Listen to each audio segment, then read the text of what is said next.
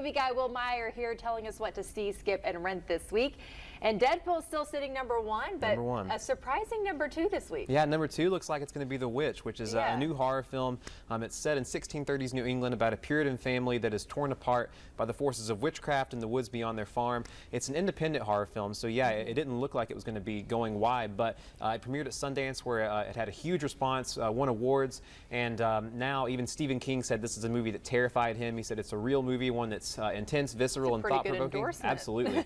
And I think he's right on all those counts, especially being a real movie. The writer-director Robert Eggers spent 5 years researching and writing this film. He actually recreated a 17th century working farm for this movie. The dialogue in this movie were words that were actually spoken by real people. He drew upon court documents, Puritan diaries, and witch hunt pamphlets to write this movie. And one of the things I like about it is it is as much about a witch hunt as it is about an actual witch.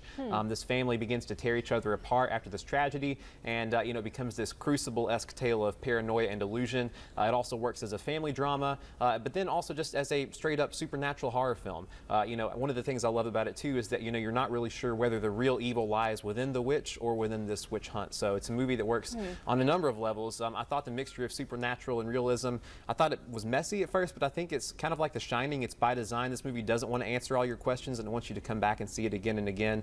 The people who have been disappointed, who have been really hyped up for it, just thought it was going to be the scariest movie ever. It's not the scariest thing you've ever seen, but it's still just a really, really good horror movie. It makes you feel uncomfortable. Yeah, absolutely. And I can't stop thinking about it. It's probably my favorite release of this year so far. I loved it, so definitely see it. Very interesting. Well, we move on to an international film, Son of Saul. Yeah, this is a Hungarian Holocaust film. It's nominated for Best Foreign Language Film at this year's Oscars, and I'm pretty sure it's going to win that. So if you, Katie, want to catch up on your Oscar movies before next week, definitely check this one out. This is a movie that's set in 1944 Auschwitz, and it's about a prisoner who is forced to burn the corpses of his own people, but he finds moral survival upon trying to salvage from the flames the body of this boy that he takes for his son.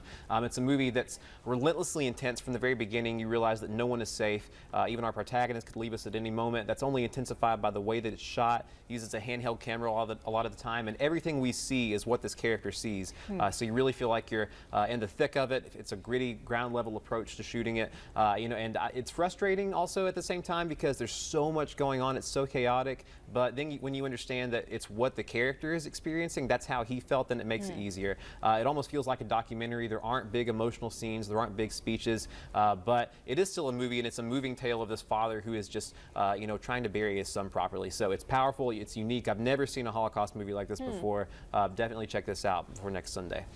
Well, let's switch to the other end of the spectrum. Zoolander 2. About as far as you can get. Last week you were kind of in the minority with Deadpool. A lot of people love Deadpool. You didn't like it. This one, I think I'm in the majority on. Yeah. Well, I didn't hate this movie. A lot of people are walking out of this movie. I didn't think it was that bad, but it's definitely not very good. I mean, I enjoyed the original Zoolander, the fashion spoof, but also a relentlessly stupid and silly comedy with it starred Ben Stiller and Owen Wilson. It came out back in 2001. It's a movie that wasn't a big critical success, nor was it a commercial success, but it became a cult hit on DVD. They had 15 years to make this movie. But it's shocking how poorly thrown together it feels like it is. So there aren't really any memorable scenes here. It's mostly just a collection of celebrity cameos. It feels like Owen Wilson and Ben Stiller just realized they had a bad script and just called up all their celebrity friends to show up for this movie. So as I said, I didn't hate it, but I'm pretty disappointed because I like Zoolander, the original. So definitely don't see this one. Not the best sequel we've ever seen. No, absolutely not. All right, Will Meyer, thank you so much. Thank you.